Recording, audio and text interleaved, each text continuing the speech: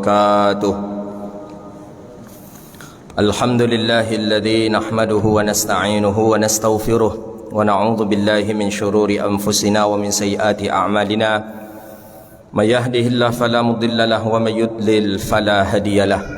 أشهد أن لا إله إلا الله وحده لا شريك له وأشهد أن سيدنا ونبينا محمدا عبده ورسوله وصفيه من خلقه وحبيبه، بلغ الرسالة وأدى الأمانة ونصح الأمة وكشف الله به الغمة وجاهد في سبيل الله حتى أتاه اليقين. صلوات ربي وسلامه عليك يا سيدي ويا حبيبي يا رسول الله.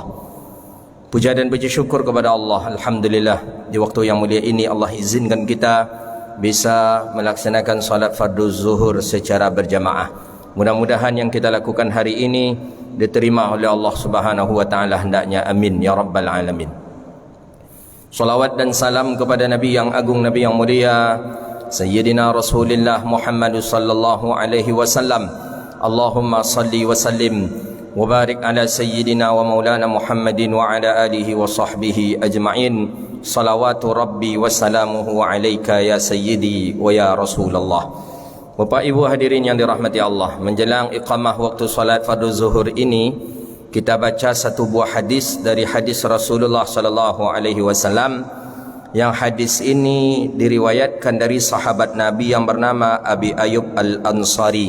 Abi Ayyub Al-Ansari ini sahabat Nabi, asli penduduk Madinah dan disebut dengan golongan Ansar karena Nabi pertama kali tinggal di rumah beliau ketika di Madinah.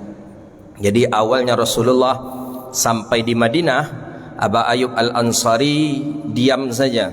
Orang-orang banyak yang menginginkan Nabi tinggal di rumah mereka. Di rumah kami saja ya Rasulullah. Datang satu lagi, di rumah kami saja tinggal ya Rasulullah. Ini awal Nabi sampai di Madinah. Ada yang memberanikan diri untuk memegang tali ontanya Rasulullah.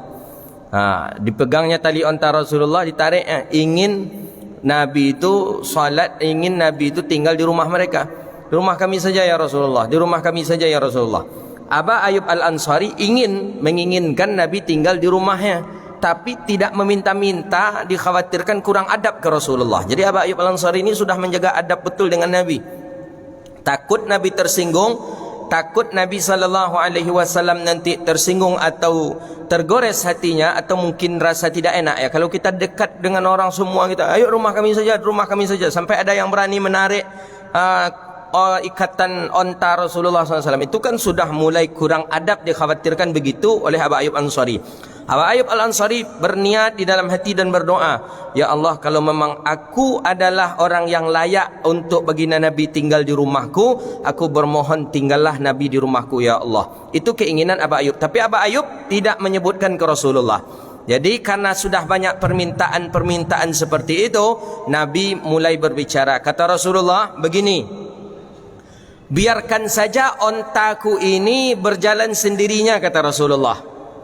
Aina waqifa, di mana dia nanti berhenti, maka di rumah itulah aku akan tinggal, kata Rasulullah. Itu cara adilnya Rasulullah. Nabi tidak langsung memutuskan ketika itu. Ya, dikhawatirkan fitnah. Kalau Nabi memutuskan, aku tinggal di rumah si fulan sajalah, ternyata fulan itu orang kaya, fitnah muncul nanti. Wajarlah Nabi di rumah dia, dia kan orang kaya. Atau Nabi nanti, saya di rumah si fulan, ternyata si fulan itu penguasa. Nabi tidak seperti itu Rasulullah. Biarlah ontaku ini berjalan sendiriannya, nanti di mana ontaku ini berhenti, maka aku nanti akan tinggal di rumah orang itu, kata Rasulullah sallallahu alaihi wasallam. Ini suatu ajaran yang paling bagus bagi kita. Jadi ketika kita nanti diminta oleh kita datang berkunjung ke kampung orang, ternyata di kampung tu banyak yang kenal kita. Di rumah kami sajalah fulan, di rumah kami saja, di rumah kami saya. Jangan putuskan ketika itu, tapi mintalah cara yang lain agar terasa adil. Jangan biarlah mobil saya ini berjalan sendiri, di mana dia berhenti nanti di rumah itulah saya. Jadi di manalah di lantak rumah tu baru berhenti di rumahnya. Itu beda dengan Rasulullah. Di mana ontaku ini nanti berhenti, kata Rasulullah, aku nanti akan tinggal di rumah si fulan. Tiap rumah berjalan onta. Ini semuanya terbayang kita. Ratusan orang menonton onta yang berjalan sendirian saja di kota Madinah. berjalan, tiap rumah berjalan. Setiap rumah dilalui oleh ontanya Rasulullah sallallahu alaihi wasallam. Rumah dijalani. Berhentilah onta Nabi di depan rumahnya Aba Ayyub Al-Ansari. Ketika onta berhenti di depan rumah Aba Ayyub Al-Ansari, dari belakang jauh, Aba Ayyub Al-Ansari jauh di belakang. Langsung Aba Ayyub Al-Ansari saking senangnya, Allah, kata Aba Ayyub. Nabi terdengar. Siapa yang mengucapkan Allah, kata Rasulullah. Saya ya Rasulullah, kata Aba Ayyub. Kenapa? Aku bahagia ya Rasulullah, karena aku menginginkan engkau tinggal di rumahku. Kenapa engkau tidak mengucapkannya? Kata Aba Ayyub, aku khawatir dan itu tak layak bagi diriku untuk menempatkan engkau ya Rasulullah. Dan ternyata itu rumah Aba Ayyub Al-Ansari. Nabi tinggal di rumah Aba Ayyub Al-Ansari. Panjang kisah cerita, sampai Nabi di atas, Aba Ayyub Al-Ansari di bawah, Nabi di bawah, Aba Ayyub Al-Ansari pindah ke atas. Panjang cerita kisah tentang Nabi dengan Aba Ayyub Al-Ansari. Aba Ayyub Al-Ansari ini sahabat yang meninggal di Istanbul, Turki. Sampai hari ini masih ada makam beliau di Istanbul. Jadi kalau kita ke Istanbul, Turki, pergilah kita ke satu masjid, namanya Masjid Aba Ayyub, Masjid Al-Ayyub kalau tak salah. Itu di sana ada kuburan, ada makam Imam Abi Ayyub Al-Ansari. Di depannya ada pohon besar. Katanya pohon besar itu akarnya sampai kepada Aba Ayyub Al-Ansari. Karena sahabat Nabi kan tidak hancur di dalam tanah. Fahum ahya, katanya di dalam ayat Al-Quran itu. Wala tahsabanna alladhina qutilu fi sabilillahi amwat bal ahya'u 'inda rabbihim yurzakun. Itu para sahabat Nabi sallallahu alaihi wasallam. Jadi yang meriwayatkan hadis yang akan kita baca ini adalah Sayyidina Aba Ayyub Al-Ansari radhiyallahu taala an. Anna Rasulullah sallallahu alaihi wasallam qala, kata Aba Ayyub, Nabi pernah bersabda, Nabi pernah berkata, apa kata Rasulullah? La yahillu li muslimin ayyahjura akhahu fawqa thalathi layalin yaltaqiyani fayu'ridu hadha wa yu'ridu hadha wa khairuhuma alladhi yabda'uhu bisalam. Apa kata Rasulullah? Kata Aba Ayyub, Nabi sallallahu alaihi wasallam pernah bersabda, la yahillu lil muslimin, tidak dihalalkan, tidak halal bagi seorang muslim. Maksud kalau tidak halal berarti haram. Itu dia. Haram bagi seorang muslim ayyahjura, bahwa dia yahjur. Yahjur ni mendiamkan. Yahjur ni memisahkan. Maka ada dalam bahasa fikih, seorang istri apabila dia nusyuz tu melawan kepada sang suami, suami wajib menhajar. Hajar tu maksudnya bukan menampar dia.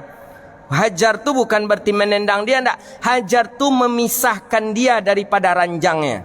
Maksudnya jangan kita satu ranjang dengan dia kalau dia nusyuz. Begitu juga ibarat bahasa hadis, apabila perintahkan anakmu salat apabila dia berumur 7 tahun, dan apabila dia berumur 10 tahun, maka pukullah dia. Pukulan yang tidak memberi bekas.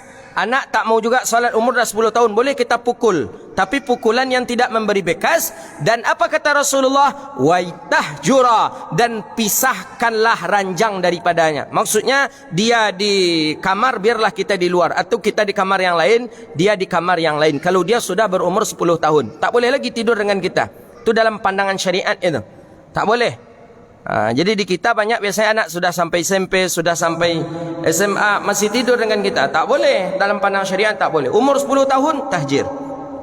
Jadi kata Rasulullah, la yahillu lil muslimin, tidak dihalalkan, tidak halal bagi seorang muslim. Maksudnya haram bagi seorang muslim ayyahjura, dia mendiamkan akhahu, saudaranya, fauqa thalathi layalin, di atas 3 malam, 3 hari. Diam, awak nak bercakap je kawan, disapu dia kawan, fulan, kita diam saja. Kita ada tersinggung oleh si fulan tadi, atau kita tak senang dengan si fulan tadi, tak berbicara kita dengan dia lebih daripada 3 hari. Haram hukumnya itu, tak boleh. Yaltaqinan, ketika berjumpa, yu'ridha hadha wa yu'ridha hadha, kita sebelah, dia nak niuj pajak tu dah. Ketika nampak dia, ketika berjumpa, kita alihkan pandangan kita. Ketika dia nampak, kita alihkan pandangan kita. Kata Rasulullah, yu'ridu hadha wa yu'ridu hadha, dia palingkan ke sana, dia palingkan ke sana ketika dia berjumpa dengan kita. Apa kata baginda Nabi? Wa khairuhum alladhi yabda'u bisalam. Dan ketahuilah kata Rasulullah, yang paling baik daripada keduanya alladhi yabda'u bisalam, orang yang memulai dengan mengucapkan salam. Itu yang paling baik. Jadi kita kalau ada kawan dah 3 hari tak berbicara dengan kita, maka lebih elok dahulukanlah kita yang mengucapkan salam. Salam dulu kita, Assalamualaikum, gitu saja. Gitu saja. Itu coba dipraktekkan. Pasti lama-kelamaan dia merasa bersalah dengan kita. Saya ada orang yang selalu fitnah kita ke sana dan ke sini. Dia memfitnah kita, fitnah sana sini. Ketika dia berjumpa dengan kita, usahakanlah kita yang dahulu mengucapkan salam. Assalamualaikum. Pede saja kita, Assalamualaikum. Dia jawab. Dijawabnya Waalaikumsalam, kata dia. Itu sudah mulai cair itu. Tapi kata Nabi, yang paling baik daripada keduanya adalah yang dahulu mengucapkan salam. Saya kemarin beberapa hari mengamalkan hadis ini. Dia fitnah kita kemana-mana, dia sebut kita kemana-mana. Ketika berjumpa, pas berjumpa, saya turun mobil, dia turun mobil, tujuan kami sama. Dan berjumpalah di satu gang. Gang itu gang menuju rumah fulan tadi. Langsung saya ucapkan salam. Assalamualaikum, kata saya. Dia berdua, satu menjawab, yang satunya tidak. Yang satu menjawab tadi, awalnya dia jawab Waalaikumsalam, kata dia. Tapi ketika dia berjalan di depan kita 3 langkah daripada kita, diulangnya baca salam tu. Saya tak faham apakah mengejek, menghina kita, wallahu alam. Kata dia Waalaikumsalam, Waalaikumsalam, Waalaikumsalam, kata dia. Agak tersinggung juga hati kita, tapi tidak ada masalah. Kita sudah mengamalkan hadis Rasulullah sallallahu alaihi wasallam. Jadi kata Nabi, haram bagi seseorang mendiamkan saudaranya lebih daripada 3 hari. Jadi kalau sudah 3 hari rasanya kita tidak menyapa seseorang, usahakanlah disapa dia kembali di hari yang ketiga atau yang keempatnya. Bagaimana cara ingin menyapanya? Usahakanlah kita lebih dahulu mengucapkan salam. Jadi dengan salam ni cair semuanya. Fitnah, hasad, iri, dengki cair dengan salam. Assalamualaikum, kata kita ke dia. Memandang atau tak memandang dia kepada kita, usahakanlah kita tetap mengucapkan salam. Kata Rasulullah, wa khairuhum alladhi yabda'u bisalam. Yang paling baik, yang paling mulia daripada keduanya, orang yang awal atau memulai salam. Jadi jangan kita diam pula kawan tadi. Jangan biarkan lama-lama. Jadi cara mencairkan suasana itu, usahakanlah ucapkan kalimat salam. Kan tak berat salam. Tak pun kita berjabat tangan bermusafahah, ucapkan saja salam. Assalamualaikum, dah selesai masalah. Cair, hilang seluruhnya dendam, iri, dengki, tidak ada lagi dengan ucapan salam. Baik, itulah kajian kita pada hari ini. Mudah-mudahan diberkahi oleh Allah Subhanahu wa taala. Amin ya rabbal alamin. Subhanakallahumma wa bihamdika asyhadu an la ilaha illa anta astaghfiruka wa atubu ilaih. Wassallallahu ala nabiyyina Muhammadin wa ala alihi washabihi ajma'in walhamdulillahi rabbil alamin. Assalamualaikum warahmatullahi wabarakatuh.